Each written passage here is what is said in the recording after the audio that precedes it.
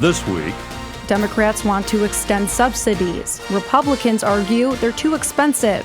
Congress can't agree on a spending bill, so it shuts down the government. China has long been our biggest customer, and this has cut into, our ability to sell soybeans to them. The Trump tariffs result in China canceling Tennessee soybean contracts. A farming financial crisis looms. As a first-generation farmer here in the state of Tennessee, I've been there. I've felt that desire to become a part of the agricultural industry and struggled with how do I gain entry into this industry. Tennessee farmers have a new commissioner of agriculture and family farmer now working for them. From the heartbeat bill, my bill would prohibit an abortion upon detection of a fetal heartbeat. And Republicans get donations to build what they call a Victims of Abortion monument. Hello again, and welcome to another edition of This Week. Congress shuts down the government after failing to agree on a spending bill. Hundreds of thousands of federal workers are not being paid. Massive increases to health care premiums for thousands of Tennesseans are now likely due to the shutdown. A new state agricultural commissioner for Tennessee who is a family farmer. And Tennessee farmers in crisis as the state's biggest market for soybeans, China, is not buying, the result of the Trump tariffs. Now the feds are considering a bailout for affected farmers. The trade war over tariffs with China may feel like a world away, but for Tennessee soybean farmers, it's hitting right at home. China has long been our biggest customer, and this has cut into, our ability to sell soybeans to them. Alan Meadows, a Tennessee farmer and director with the American Soybean Association, says China hasn't purchased a single soybean since May due to the tariffs, and farmers are paying the price. When you've got a product that you're having a hard time selling, the value of it goes down. So, we're dealing with low prices and, like I said, just really nowhere to move our product. And, therefore, the price in the end is your profit loss. It's not a good thing. According to the University of Tennessee Institute of Agriculture, soybean losses are projected at nearly $110 million for 2025. A report by AgroLatum says farmers who plant 3,000 acres stand to lose $250,000 this season alone. Meadows says that, coupled with high input prices and other issues impacting the agriculture economy, is making times tough. The Trump administration considering some relief. We're going to take some of that tariff money that we made, we're going to give it to our farmers. We're going to make sure that our farmers are in great shape. But for Meadows, the solution is more straightforward. As a farmer, I would tell you first and foremost that all we want is access, fair access to markets around the world. And, we're never... never looking for, bailout money, whatever. We really just want a free, fair, open market, to be able to move our product in so that we can, continue to sell, soybeans into markets that we've sold into for several years now. Reporting in Nashville, I'm Tori Gessner. Tennessee's new commissioner of agriculture, Andy Holt, knows firsthand the plight of Tennessee farmers. Farming in Tennessee is a way of life, passed down from generation to generation. The founders of our state in 1796 understood that Tennessee was going to be a powerhouse for agriculture and forestry. The new state commissioner of agriculture, Andy Holt, knows firsthand the challenges farmers face. As a first-generation farmer here in the state of Tennessee, I've been there. I've felt that desire to become a part of the agricultural industry and struggled with how do I gain entry into this industry. Farming supports 250,000 jobs and shapes the state's economy and culture. The estimates that we've gotten from UT from 2024 estimate that agriculture and forestry accounts for $103 billion worth of economic activity here in the state of Tennessee. The trillions of dollars. The Trump trade war with China resulted in a boycott of American-grown soybeans, cutting off Tennessee farmers from their largest customers. Is China an important market for us? It absolutely is. And it's one that, I think the federal government... Is it the state's biggest market for soybeans? So there are several markets for Tennessee soybeans. The University of Tennessee estimates Tennessee's other row crops, cotton, corn, and wheat, are also in trouble and will lose upwards of $360 million in 2025. This is going to be probably one of the toughest years in really not only recent memory, but all the way back to the 80s and potentially farm crises prior to that. The scale of economic loss that will be demonstrated this year, this production year, will really be unmatched in comparison to the last several years. The reality is some Tennessee farmers will not survive. The issue with the current situation that we're in is that this is not just a tough year. This is a tough year on the back of two preceding very tough years. This is going to be a decision time for many of them as to say, am I interested and willing to continue down this path? Markets for all crops are vanishing. There's not really a budget out there right now on a per acre basis for any of your major crops that really show the opportunity for a significant amount of profit. So whatever you grow, it's tough to sell. Yeah, in many cases, several of those row crop some of those row crop commodities produce a loss on a per acre basis at this moment. So can farmers and farming remain viable in Tennessee? Can any nation survive without agriculture? And the answer really is no. And so for me, the outlook, whether that's the next year or the next 10 years out, are there going to be tough times in agriculture? Certainly. Agriculture and farming is not a job. It is a lifestyle.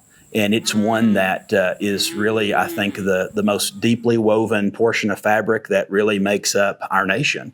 And so will we have hard times in agriculture over the next couple of years? Certainly we will. Will agriculture return, and will it continue to be the lifeblood of our nation and our state? It absolutely will. I'm very optimistic about the future of agriculture in Tennessee.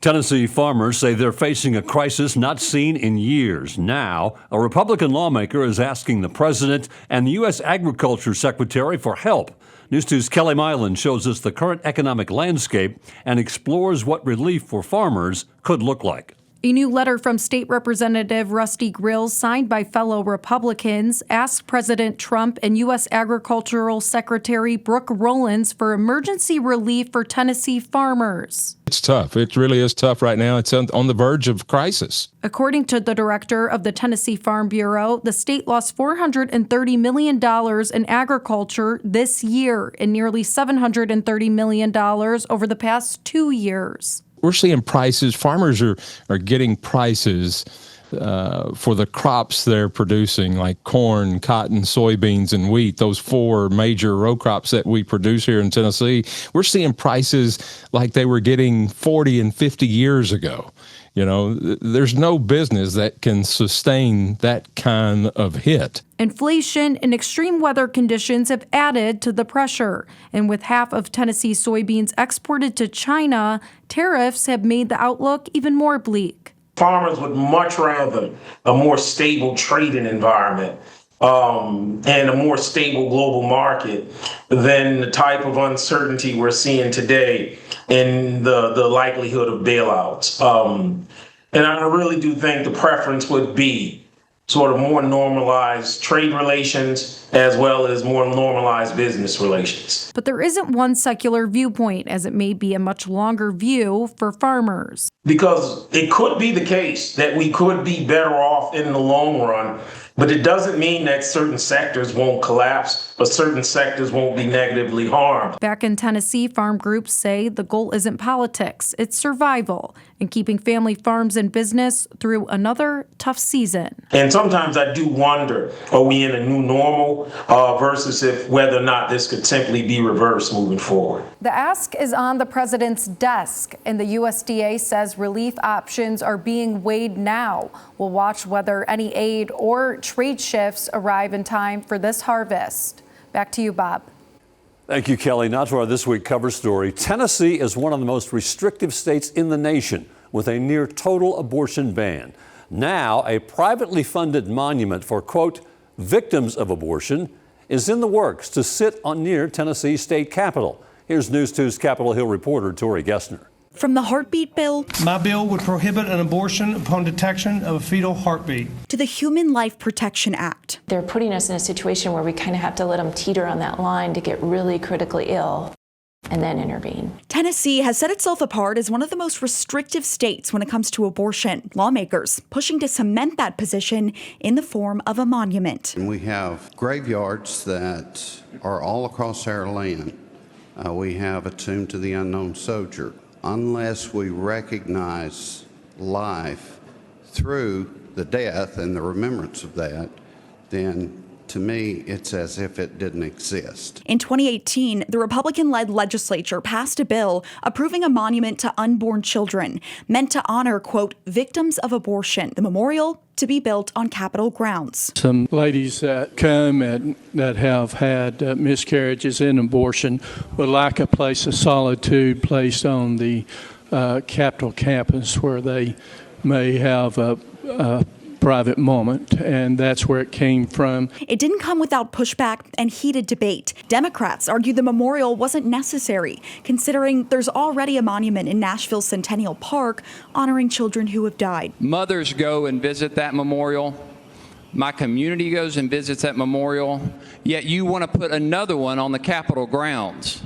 So what is the real reason you want to put that memorial on the Capitol grounds? It's either to stigmatize women who've made the most difficult decision of their life or who didn't have a decision, or it's to make a political statement, or all the above. But even after its approval, the memorial remained just an idea on paper because only private donors are allowed to pay to build it. This August, more than 7 years later, the monument received its first $4,000 donation, one step closer to setting Tennessee's anti-abortion laws in stone.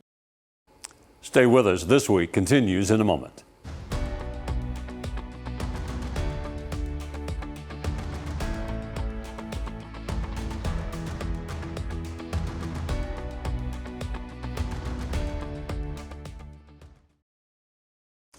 Welcome back to This Week. Nashville Democratic State Senator Jeff Yarborough is accusing the Tennessee Attorney General of possibly breaking the law after two legal opinions about when the National Guard can be deployed in Tennessee were quietly altered or removed. Now, it comes as Governor Bill Lee ordered the National Guard to Memphis to fight crime.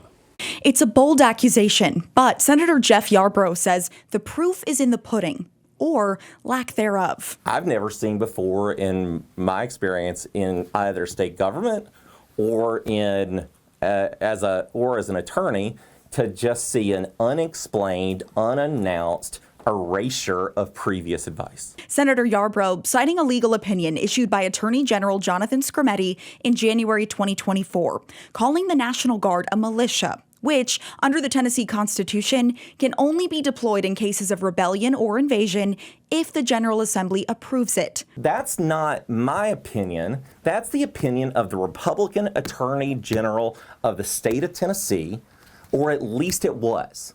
Yarborough says a revised version was posted at an unknown date, saying almost the opposite. Now, the same exact portion says, like, this opinion doesn't express a view on whether the National Guard serves as the militia under Article 3, Section 5 of the Tennessee Constitution.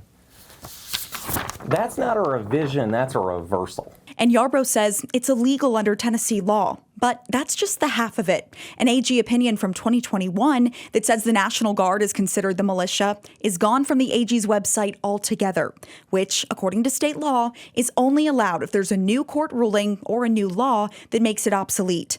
But Yarborough argues the even bigger problem is the National Guard deployment itself, which he worries could spark dangerous consequences.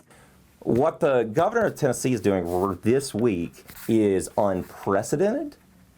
It is part of something that is unprecedented in the history of this nation. And the country is standing knee-deep in gasoline, and this is no time to be handing out matches. Yarborough pushing for answers, while AG Skrmetti is coming to his own defense. AG Skrmetti told News 2 Attorney General opinions are not legally binding, and the one was withdrawn because it didn't align with state law. In a statement, he said in part, If the folks at the press conference are insinuating my office withdrew the opinion 6 months before the election to pave way for Trump policies a year and a half later, they have bigger problems than this legal question. If I could see the future like that, I'd be neck deep in Bitcoin and Pokemon cards. Well, Senator Yarborough had more to say about the issue. This morning, the President of the United States, speaking to military leaders flown in from all over the world, spoke in part about redirecting the United States military to target the enemy within. During this week, we have troops deployed to 3 American cities, one of which the President described as a war zone, and encouraged the use of full force. Disturbingly, Governor Bill Lee has volunteered Tennessee to be one of the 3 cities with increased militarization of its policing this week. And that is not just reckless, but seemingly lawless. The reason that Americans are not used to seeing troops in combat fatigues patrolling American cities is not because nobody's ever thought of it before. It's because it's illegal. For 150 years, the federal government has clearly prohibited that. And in Tennessee, that prohibition goes back even longer. You can look at the original Tennessee Constitution from 1796, which squarely prohibits military and get involved in policing. And in 1870, made it even more limited and said that the governor of this state cannot deploy National Guard troops to participate in a public safety operation to execute the laws. In 2021 and in 2024, our Attorney General issued formal legal opinions that are supposed to direct state officials on how they exercise their official duties, and laid all of these things out very clearly. But if you look at the Attorney General's website right now, this is what you get. You see a blank page where there used to be an opinion about what the Constitution required. There's no date about when this change was made. There's no rationale for why it was made. It's just gone. And importantly, and this is an important distinction, the Attorney General did not issue a different opinion that authorizes or that says there is some constitutional validity to deploying troops like this. They just withdrew the advice that said it wasn't okay. Stay with us. This Week continues in a moment.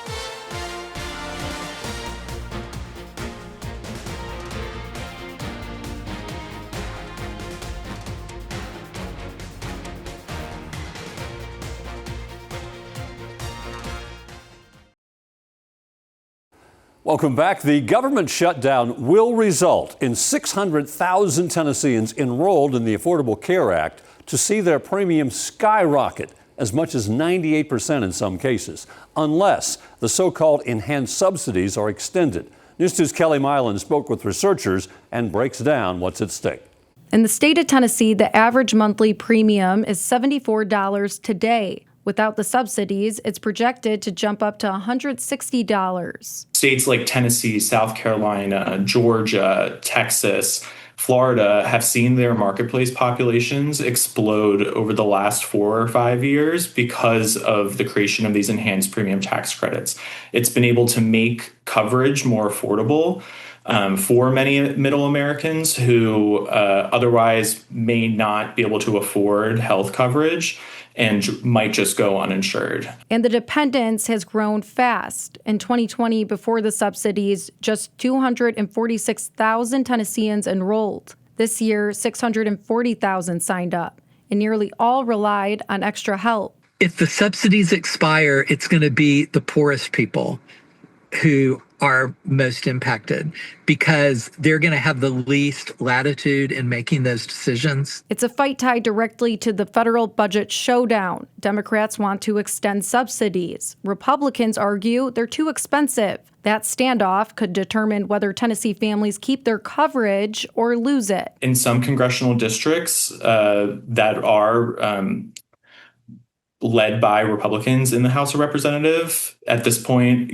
upwards of 10%, all the way up to 30% of their constituency is now receiving coverage through the Affordable Care Act marketplaces. And they could, definitely experience sticker shock when they go to shop for their plans for the upcoming year. Experts warn as many as 400,000 Tennesseans could lose coverage if enhanced subsidies end, and the ripple effect could devastate rural communities. If people not having insurance impacts things like rural hospitals and rural clinics, then the impact on those people is just going to be lack of health care, period. If Congress doesn't reach a deal, the changes take effect January 1st, meaning this fall when families go to shop for coverage, they could face sticker shock and possibly tough decisions about whether they can afford to stay insured.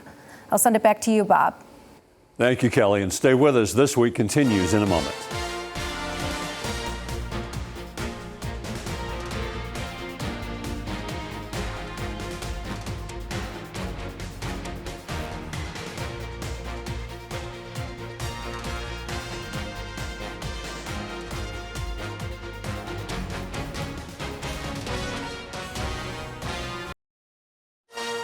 Want to thank you for spending part of your weekend with us. That will do it for another edition of This Week. We'll hope to see you back here next weekend for yet another edition of This Week. Between now and then, enjoy your weekend and enjoy your work week.